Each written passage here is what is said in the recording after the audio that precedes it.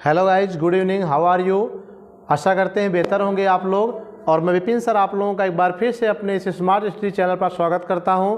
दोस्तों, ये आपका एक ऐसा चैनल है जो हिंदी मीडियम वाले सभी स्टूडेंट्स जो कक्षा 12th के 2021 में बोर्ड एग्जाम देने जा रहे हैं, ऐसे सभी स्टूडेंट्स के लिए यह चैनल एक बेहतर प्लेटफॉर्म के तौर पर कार्य कर रहा है। इस समय कई सारे यूट्यूब चैनल आपको मिल जाएंगे जिसमें स्मार्ट स्टडी क्लासेस नंबर 1 पर चल रहा है और कहीं ना कहीं ये वहाँ पर Hindi, English, physics, chemistry, biology, math लगभग सभी विषय के जो वीडियोज़ हैं वो रेगुलर प्रोवाइड किए जाने का प्रयास किया जा रहा है और साथ में क्वेश्चन आंसर के साथ प्रैक्टिस सेट भी कराना शुरू कर दिया गया है। ठीक है गाइज, तो मैं बायोलॉजी सब्जेक्ट के अंतर्गत जो भी वीडियो आपको देता हूँ उसी वीडियो के क्रम में आज हम लगभग बायोलॉजी का अंतिम वीडियो आपको प्रोवाइड करूंगा, जो कि आज के बाद ये सिलेबस आपका पूर्ण रूप से ख़त्म हो जाएगा।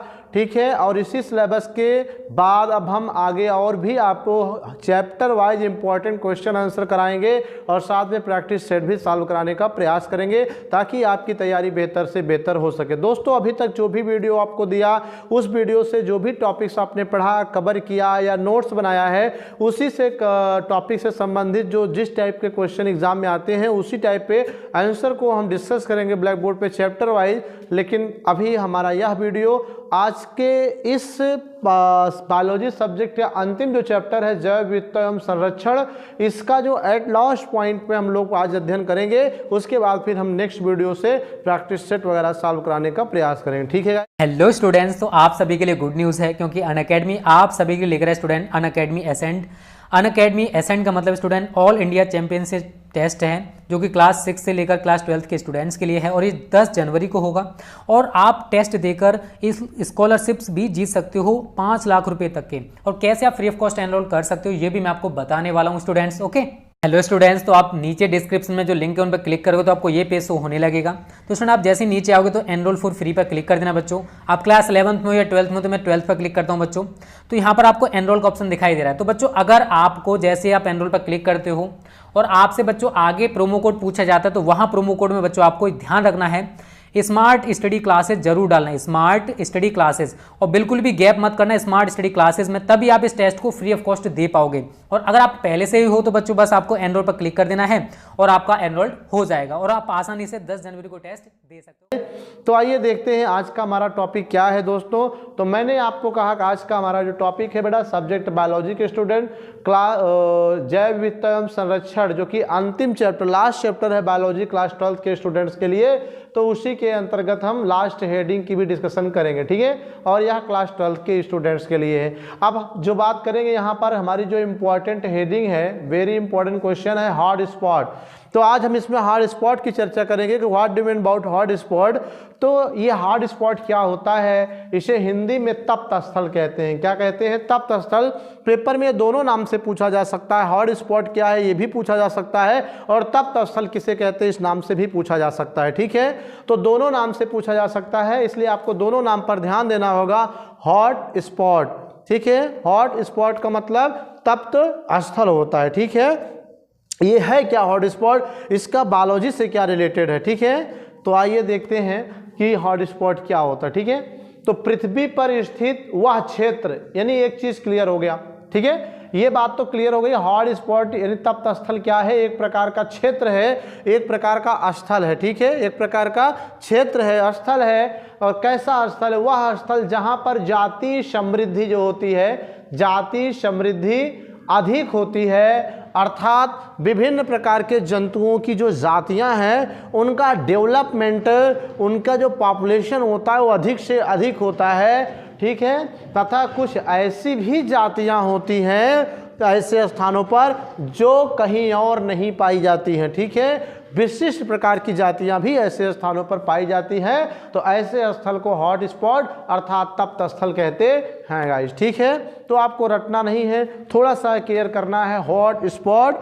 ठीक है, कि ऐसा स्थल ऐसा स्थान पृथ्वी पर, ऐसा क्षेत्र जहां पर विभिन्न जंतुओं की जातियां, विभिन्न जीवों की जातियां क्या करें, जातियों की समृद्धि हो सके, विकास हो सके, डेवलपमेंट हो सके, पॉपुलेशन में वृद्धि हो सके, ठीक है, और वहां पर इनको कोई किसी प्रकार का खतरा ना हो, ठीक है। जैसे एक सामान्य सी बात करें अगर दोस्तों हम, तो यहीं पर अपने आसपास ही ले लीजिए, अगर यहाँ पर शायद शेर, बाघ या शियार या कुछ भी ऐसे अगर घूम रहा होगा तो पक्का है कि वो जो लोग आसपास के होंगे उसे बंदूक की गोली से उड़ा देंगे, क्योंकि वो खतरा है मानव जात के लिए, तो मानव ही उसे उड़ा देगा। तो इस तरह से उनकी, उस शेर की, उस बाघ की, उस शियार की क्या होगी, मौत हो जाएगी। लेकिन अगर वो किसी ऐसे क्षेत्र पर रह रहा है जो मानव आबादी से बहुत दूर हो और जहां पर शिकार करने के लिए शिकारी भी ना पहुंच पाए, तो वहां पर उनको कौन मारेगा? वहां पर तो ऐसे क्षेत्र पर किसी प्रकार कोई नुकसान नहीं होगा, उनको कोई प्रॉब्लम नहीं होगी, और वहां पर खाने पीने, रहने और पानी पीने की समुचित व्यवस्था होती है प्राकृतिक रूप से। तो ऐसे स्थानों पर तो स्वाभाविक सी बात है दोस्तों कि जो भी जीव, जो भी जंतु रहेगा वो अपना डेवलपमेंट, अपना प्रजनन, अपना जनसंख्या बढ़ाने का काम आसानी से करे, वहां पे किसी प्रकार कोई खतरा नहीं होता है। ऐसे स्थानों को ही तप्त स्थल कहते हैं, ठीक है। तो ये आपका क्लियर हो गया। लेकिन एक बार फिर से अगर हम एक लाइन में माइंड मेकअप करना चाहें इस बात, तो क्या होगा कि पृथ्वी पर उपस्थित एक ऐसा क्षेत्र जहां पर जातीय समृद्धि अर्थात विभिन्न जंतुओं, जीवों की जो जनसंख्या है वो अधिक से अधिक बढ़ सकती है, और वहाँ किसी प्रकार का उनको खतरा नहीं होगा, और खाने पीने, रहने की पर्याप्त मात्रा में व्यवस्था होगी, तथा वहाँ पर कुछ और ऐसी जातियाँ पाई जाती हैं जो पृथ्वी के अन्य भागों में सामान्य रूप से नहीं पाई जाती हैं। तो ऐसे क्षेत्र को, ऐसे स्थान को गाइज हम क्या कहते हैं? हॉट स्पॉट कहते हैं, अर्थात तप्त स्थल कहते हैं। क्या कहते हैं? तप्त स्थल कहते हैं, ठीक है। तो वही चीज यहाँ पर लिखा है कि पृथ्वी पर स्थित ऐसा क्षेत्र, वह स्थान जहां पर विभिन्न जीवों की जाति समृद्धि अधिक हो सकती है, उनकी जनसंख्या अधिक रूप से बढ़ सकती है, उन्हें वहां कोई खतरा नहीं है, ठीक है, तथा कुछ ऐसी भी जातियां पाई जाती हैं जो पृथ्वी के अन्य क्षेत्रों पर नहीं पाई जाती है। तो उसे हम क्या कहते हैं दोस्तों? हॉट स्पॉट कहते हैं। क्या कहते हैं? हॉट स्पॉट अर्थात तप्त स्थल कहते हैं, ठीक है। अब यहाँ पर एक वैज्ञानिक है, नॉर्मन मायर्स के अनुसार अगर बात करें तो इन्होंने पूरे ऑल ओवर वर्ल्ड में, पूरे संसार में, पूरे विश्व भर में कुल ऐसे 34 स्थानों की खोज की। हम इंडिया की बात नहीं कर रहे हैं कि सिर्फ इंडिया की बात कर रहे हैं, ठीक है। हम पूरे विश्व की अगर बात करें, अमेरिका, चीन, रूस, Japan, India, Sri Lanka, Pakistan, Bangladesh, Bhutan, Iran, Iraq, Malaysia, Kuwait, Saudi, सब की बात करें, अगर पूरे विश्व में सभी देशों की बात करें तो लगभग कुल देशों की संख्या 200 के ऊपर है। लेकिन सभी देशों में कुल मिला करके नॉर्मन मायर्स के अनुसार 34 ऐसे स्थान की खोज हुई है जो तप्त स्थल के रूप में विकसित किए गए या तप्त स्थल के रूप में जाने जाते हैं, ठीक है। मतलब पूरे विश्व में सिर्फ 34 ही ऐसे स्थान हैं जहां पर कि कोई जीव या जंतु रहे तो उसकी जाति समृद्धि अधिक होगी, पॉपुलेशन बढ़ेगी, कोई शिकार की टेंशन नहीं, उसे किसी भी प्रकार के संकटग्रस्त होने की जरूरत वहां नहीं है, क्योंकि ऐसे स्थानों पर खाने की, पीने की, रहने की और सुरक्षा की पूरी व्यवस्था होती है, ठीक है, और यहाँ पर किसी प्रकार की उनको कोई दिक्कत नहीं होती है, ठीक है। तो नॉर्मन मायर के अनुसार कितने तप्त स्थल हैं, हाउ मेनी हॉट स्पॉट? तो दैट सिंपल यार, 34 मतलब 34 तप्त स्थल बताए गए हैं। तो ये चीज मैं यहाँ पे काउंट कर ले रहा हूं कि नॉर्मन मायर के अनुसार पृथ्वी पर कुल 34 तप्त स्थल, पृथ्वी पर कुल 34 तप्त स्थल, ठीक है, बताए गए हैं, ठीक है, जहां पर जाति समृद्धि अधिक होती है, जाति समृद्धि अधिक होती है, ठीक है, जाति समृद्धि अधिक होती है। और दोस्तों अगर हम कहें पृथ्वी पर का मतलब सिर्फ इंडिया की बात नहीं, पूरे विश्व की कुल कितने हैं? 34 तप्त स्थल बताए गए हैं, ठीक है। और इनमें से इंडिया में कितने हैं? How many hot spot found in your Indian country? तो तो इंडियन कंट्री में इसमें से 34 में कितने हैं, तो ये भी आपको जानना चाहिए। तो मैं आपको बता दूं पूरे इंडिया कंट्री में सिर्फ 3 हॉट स्पॉट जोन घोषित किए गए हैं, ठीक है। अब आप सोचिए इतना बड़ा विशाल देश जहां 125 करोड़ लोग रहते हों, ठीक है। अब तो काउंटिंग करेंगे 150 करोड़ लोग 2021 जनगणना में लगभग हो जाएगा, जहां 150 करोड़ लोग रहते हों, इस 150 करोड़ आबादी वाले क्षेत्रों में सिर्फ तीन मात्र ऐसे स्थान हैं जो हॉट स्पॉट है, अर्थात जहां पर जातियों की समृद्धि अधिक होती है, उन्हें कोई खतरा नहीं है। बाकी पूरे भूभाग पर क्या है, बहुत खतरा है कि अगर कोई एनिमल्स रह रहा तो उसको खतरा है को मार दिया जाएगा, उसका शिकार कर लिया जाएगा, उसका खाल बेच लिया, उसकी हड्डियां बेच ली जाएंगी, इस तरह की क्या होती है संभावनाएं रहती हैं। लेकिन 3 ऐसे क्षेत्र हैं जहां पर वहां पर कोई किसी को प्रॉब्लम नहीं है, ठीक है। तो वही लिखेंगे। और भारत में कुल 3 हॉट स्पॉट, ठीक है, बताए गए हैं, ठीक है, बताए गए हैं जो इस प्रकार हैं, नंबर 1 इंडो बर्मा, नंबर 2 पश्चिमी घाट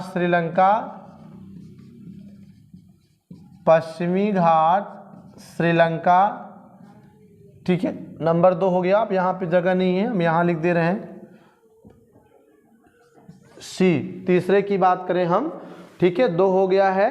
तीसरे की बात करें तो हिमालय, ठीक है। तीसरा क्या है आपका, हिमालय तो सबने सुना होगा।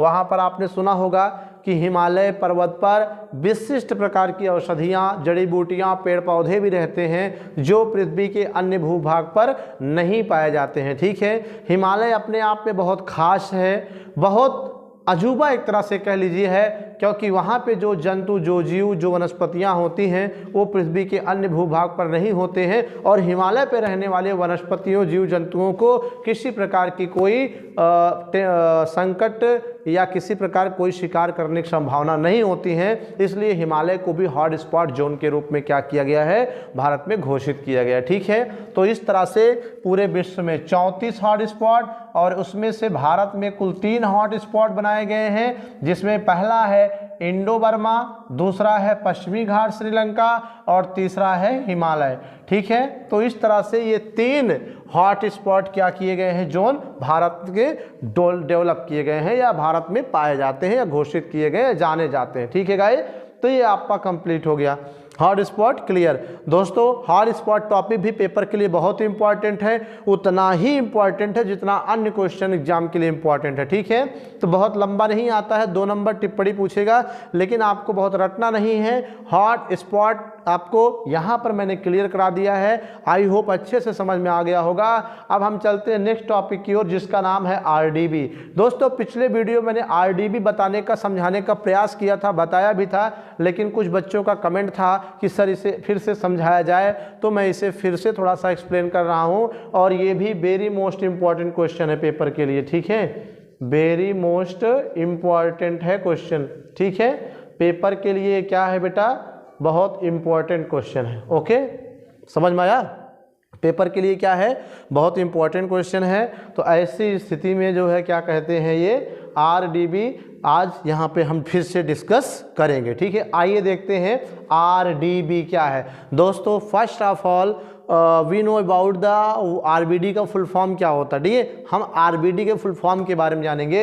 आर फॉर होता है बेटा रेड, और डी फॉर होता है डाटा, और बी फॉर होता है बुक, अर्थात रेड डाटा बुक होता है, ठीक है। रेड डाटा बुक आरडीबी, इसको हिंदी में क्या कहेंगे, रेड मीन्स होता है लाल, डी फॉर डाटा यानी आंकड़ा, ठीक है, कहते हैं डाटा फिट करिए, आंकड़े, सूचनाएं जिसको कहते हैं, और बुक मीन्स किताब या एक प्रकार से लिस्ट या सूची। किताब में क्या होती है, किसी चीज़ की सूची या लिस्ट ही होती है।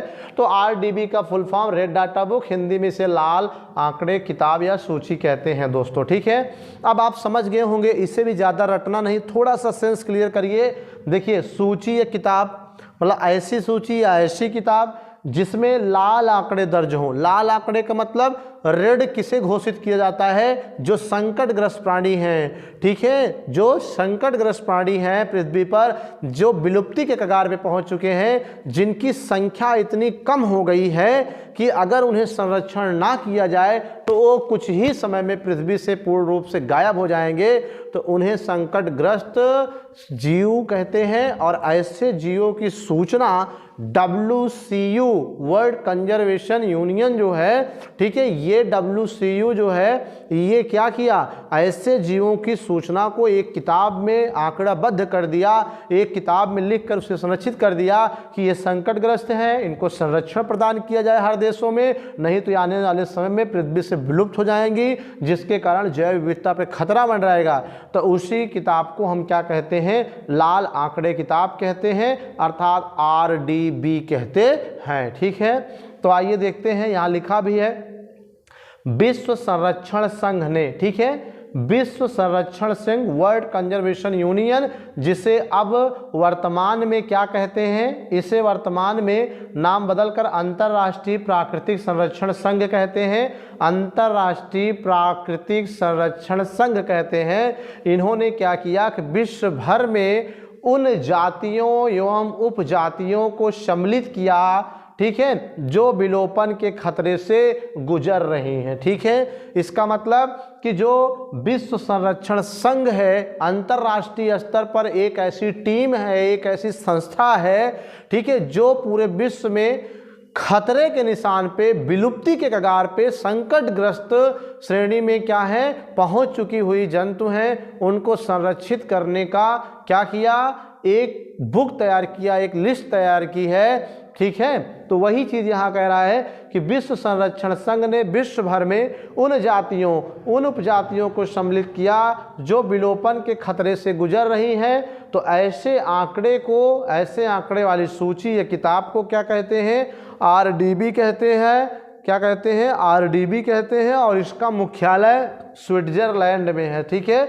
इसका मुख्यालय कहाँ है? स्विट्जरलैंड में है। समझ में आई बात कि नहीं? किसका मुख्यालय स्विट्जरलैंड बेटा? WCU, जिसे वर्तमान में अंतर्राष्ट्रीय प्राकृतिक संरक्षण संघ कहते हैं, ठीक है। इसका मुख्यालय स्विट्जरलैंड बनाया गया है। और यह संस्था पूरे विश्व में क्या कर रही है? विभिन्न प्रकार के जीव जातियों के जो खतरे से निशान पे हैं, जो विलुप्ति कगार पे, जो संकटग्रस्त हैं, उनको कैसे संरक्षित किया जाए, कैसे उन्हें बचाया जाए, कैसे उनकी संख्या में वृद्धि किया जाए, ठीक है, इन सब बातों के लिए कार्य करती है। और यही संस्था ने क्या किया? RBD अर्थात रेड डाटा बुक का निर्माण किया, ठीक है। तो ये आपका क्लियर हो गया, ठीक है, red data book. I hope RBD भी आपको समझ में आया होगा गाइज, ठीक है। तो सभी गाइज पॉइंट को नोट करें। हम चलते हैं इस पार्ट का अंतिम हेडिंग पढ़ाने, ठीक, अंतिम टॉपिक डिस्कस करने, जिसके अंतर्गत कुछ इंपॉर्टेंट और बायोलॉजिकल फैक्ट आपको क्लियर कराएंगे जो कि अभी आप नहीं जानते होंगे, ठीक है। तो नोट करें सभी गाइज इसे फटाफट। तो नोट कर लिया होगा आप लोगों ने। अब हम चलते हैं इस पार्ट के कुछ और इम्पोर्टेंट। पिछले वीडियो में मैंने कुछ राष्ट्रीय उद्यान जो कि बहुत महत्वपूर्ण हैं उनके बारे में मैंने आपको पढ़ाया था, बताया था, सिखाया था। और उसी से रिलेटेड कुछ एट लास्ट 2-3 रह गए हैं, उनके बारे में भी हम डिस्कस कर रहे हैं, ठीक है। क्या डिस्कस कर रहे हैं? कि भारत के कुछ महत्वपूर्ण राष्ट्रीय उद्यान, ठीक है, जैसा कि मैंने पहले बताया, पिछले वीडियो मैंने इसमें तो कुछ चर्चा किया था, ठीक है। अब उसी में कुछ और बाकी हैं, उनकी भी चर्चा हम कर लेते हैं। पहला, जैसे पहला है, ठीक है, राष्ट्रीय उद्यान का नाम कहाँ स्थित है और इसकी विशेषताएं क्या है, इंपॉर्टेंस या मतलब स्पेशलाइजेशन क्या है, ये चीज़ मैंने यहाँ पर डिनोट किया, ठीक है। आइए देखते हैं। पहला बेटा गिर जंगल। गिर जंगल, ठीक है, सबको पता है, फेमस है कि गिर जंगल या गिर राष्ट्रीय उद्यान जो है यह गुजरात के काठियावाड़ में है। पहली चीज़ कि जो गिर राष्ट्रीय उद्यान है या गिर जंगल है वो कहाँ है? गुजरात के काठियावाड़ जिले में है। और इसकी अपनी विशेषता क्या होती है कि यहाँ पर एकमात्र बब्बर शेर का, ठीक है, बब्बर शेर का पूरे भारत में एकमात्र स्थान है जहाँ बब्बर शेर पाला गया है, ठीक है। पूरे भारत में 90 से 96 राष्ट्रीय उद्यान है दोस्तों, लेकिन उनमें से एक ऐसा गिरि राष्ट्रीय उद्यान है जहां पर केवल और केवल बब्बर शेर पाले गए और किसी राष्ट्रीय उद्यान में बब्बर शेर पाले नहीं गए हैं, ठीक है, बब्बर शेर। अब दूसरे की बात करते हैं दूसरा है डाचीग्राम राष्ट्रीय उद्यान। तो डाचीग्राम राष्ट्रीय उद्यान क्या है, ठीक है, यह भी जम्मू कश्मीर के डल झील के निकट है। ठीक है, जम्मू कश्मीर में एक झील है जिसका नाम डल झील है, उसी डल झील के निकट इस डाचीग्राम राष्ट्रीय उद्यान का निर्माण किया गया है। और यहाँ की जो विशेषता है कि इसमें काश्मीरी मृग, जिसे हंगुल कहते हैं, इसको संरक्षित किया गया। ठीक है, काश्मीरी मृग जिसे हंगुल कहते हैं, इसका संरक्षण किया गया है। ठीक है, तो ये आपका इसमें क्या है, इंपॉर्टेंट है, याद रखना। फिर बात आता है तीसरे की बात करें, ये बहुत इंपॉर्टेंट है। ठीक है, ये क्वेश्चन टेट, सुपर टेट के साथ साथ इंटरमीडिएट के एग्जामिनेशन के अलावा और अन्य कंपटीशन परीक्षाओं में भी आता है। ठीक है, क्या आता है, कीबुल लमजाओ, कीबुल लमजाओ राष्ट्रीय उद्यान। ठीक है, यह मणिपुर के लोकटेक झील में है। ठीक है, मणिपुर के लोकटेक झील में क्या है, झील के बीच में स्थित है, पानी के बीच में स्थित है। ठीक है, विश्व का एकमात्र तैरता, ठीक है, क्या है, राष्ट्रीय उद्यान है, विश्व का एकमात्र तैरता राष्ट्रीय उद्यान आप कह सकते हो। ठीक है, पूरे विश्व में एकमात्र तैरता राष्ट्रीय उद्यान अगर आपसे पूछा जाए तो आप यही बताओगे कीबुल लमजाओ है, जो मणिपुर के लोकटेक झील में स्थित है। ठीक है, जैसे या लीजिए आपका झील है पूरा, ठीक है, ये झील है, यहाँ पर पूरा पानी भरा है ऐसे। ठीक है, तो यही बीच पे ये क्या है, ये आपका है काव कीबुल लमजाओ, ये बीच में क्या है, कीबुल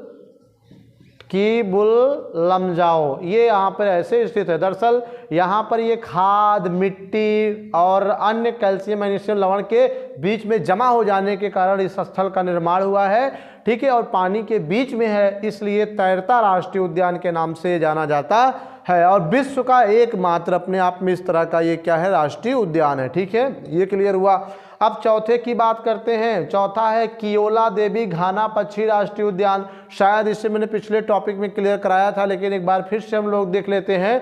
कियोला देवी घाना पक्षी राष्ट्रीय उद्यान, ये भरतपुर के राजस्थान में है। राजस्थान राज्य में भरतपुर जिले के निकट है। और यहाँ की जो विशेषता है, यहाँ प्रवासी और अप्रवासी दोनों प्रकार के पक्षी, देसी विदेशी दोनों पक्षियों का, ठीक है, संरक्षण किया गया है और विश्व भर में सर्वश्रेष्ठ अभ्यारण्य में से एक है। ठीक है, पूरे विश्व में सबसे अच्छे से अच्छे अभ्यारण्य में एक अभ्यारण्य ये भी है, कौन सा, कियोला देवी घाना राष्ट्रीय पक्षी उद्यान, जो भरतपुर राजस्थान में, जहां देसी विदेशी प्रवासी अप्रवासी पक्षियों को संरक्षित करने का प्रयास किया गया है। ठीक है, तो ये आपका हो गया।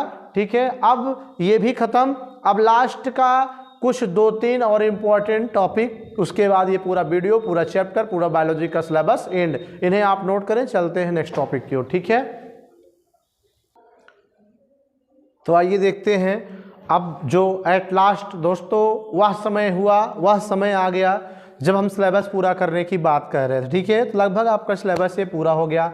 आइए यही लास्ट चैप्टर की लास्ट हेडिंग्स के बारे में कुछ important fact about wild life हम लोग देखेंगे। ठीक है, अर्थात वन्य प्राणियों से संबंधित कुछ महत्वपूर्ण सूचनाएं। ठीक है, वन्य प्राणियों से संबंधित कुछ महत्वपूर्ण सूचनाएं। ठीक है, वन्य प्राणियों से संबंधित, ठीक है, मतलब वनों में रहने वाले जो प्राणी हैं उनसे संबंधित कुछ इंपॉर्टेंट फैक्ट के बारे में हमें जानना चाहिए, जो कि हमें नहीं पता होगा। ठीक है, क्या कि विश्व का सबसे तेज उड़ने वाला पक्षी, ठीक है, दैट इंपॉर्टेंट फैक्ट, कि विश्व का सबसे तेज उड़ने वाला जो पक्षी है उसका नाम बतासी है दोस्तों, जिसे अंग्रेजी में स्विफ्ट कहते हैं और हिंदी में बतासी कहते हैं। और यह 170 किलोमीटर प्रति घंटे की रफ्तार से क्या होता है, उड़ता है। अर्थात 1 घंटे में 170 किलोमीटर की दूरी यह तय कर सकता है, इतनी तेज उड़ता है। ठीक है, अब आप सोच सकते हैं कि 1 घंटे में यहाँ पर 4 व्हीलर जो होती है गाड़ियाँ, कार, मारुति भी इतनी तेज नहीं उड़ सकती हैं। ठीक है, तो 170 किलोमीटर प्रति घंटा की रफ्तार से उड़ने वाला पक्षी है जो विश्व में अकेला ऐसा पक्षी है। ठीक है, दूसरा है विश्व का सबसे बड़ा पक्षी जो है, अब तेज दौड़ने उड़ने वाले की बात, विश्व में सबसे बड़ा पक्षी आपने देखा होगा कौवा इतना बड़ा होता है, हंस मान लीजिए इतना बड़ा है, ठीक है। इस तरह से अलग अलग पक्षी, लेकिन विश्व का जो सबसे बड़ा पक्षी है वो अफ्रीका का शुतुरमुर्ग है। कहाँ है? अफ्रीका का शुतुरमुर्ग होता है, ठीक है। तो ये शुतुरमुर्ग आपने सुना भी होगा कि लगभग 2 से 3 मीटर ऊंचाई तक होता है। तो लेकिन जो अफ्रीका का शुतुरमुर्ग है वो और ही बड़ा होता है, जिसकी ऊंचाई 3 मीटर और वजन 150 किलोग्राम होता है, 150 केजी किलोग्राम होता है, ठीक है। फिर तीसरे की बात करते हैं, विश्व का सबसे बड़ा जो स्थलीय प्राणी है वो अफ्रीका का हाथी होता है। वैसे भी हम आपसे पूछेंगे, आप हाथी कहेंगे, तो विश्व का जो सबसे बड़ा स्थलीय प्राणी है, स्थल पर रहने वाला है, वह अफ्रीका का हाथी होता है। इंडिया के हाथी के कान छोटे होते हैं, कर्ण पल्लव ये, लेकिन अफ्रीका के जो हाथी उनके ये कर्ण पल्लव काफ़ी बड़े होते हैं, इसलिए विश्व का सबसे बड़ा स्थलीय प्राणी अफ्रीकन हाथी होता है, जिससे कर्ण पल्लव बड़े बड़े होते हैं, ठीक है। ये भी क्लियर हो गया। अब बात करते विश्व का सबसे तेज दौड़ने वाला पक्षी क्या है? चीता है। सॉरी, विश्व का सबसे तेज दौड़ने वाला पक्षी नहीं, यहाँ पर हमको जंतु कहना चाहिए था, सॉरी।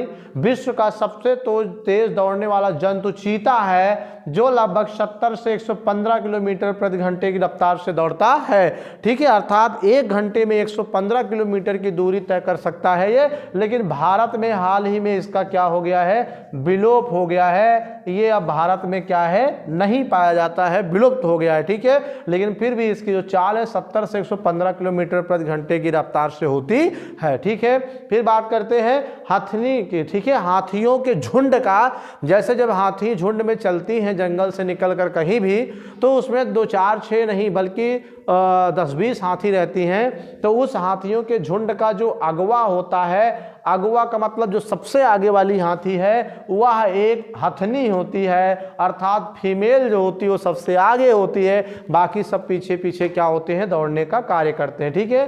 तो दोस्तों ये रहा सब important fact of wild life. तो इस तरह से ये भी खत्म। दोस्तों आज के इस वीडियो के साथ साथ आपके बायोलॉजी के जितने भी चैप्टर, जितने भी टॉपिक थे अकॉर्डिंग टू योर सिलेबस, सबका वीडियो मैंने प्रोवाइड करके अपने वादे के अनुसार दिसंबर तक कहा था, और आज शायद 1 जनवरी हो गई होगी, और इसी के क्रम में हमने ये वीडियो आपका समाप्त कर दिया। मिलते हैं नेक्स्ट वीडियो में इसी पार्ट के क्वेश्चन आंसर के साथ, और कुछ और भी क्वेश्चन कराएंगे चैप्टर रिलेटेड। तब तक के लिए thank you for watching this video guys, thank you. और हाँ, अगर आप वीडियो को लाइक नहीं किए हैं तो लाइक कर दीजिए, कमेंट भी कर दीजिए, और अगर आप नए हैं चैनल सब्सक्राइब कर बेल आइकन दबाइए। Thank you for watching this video guys, thank you.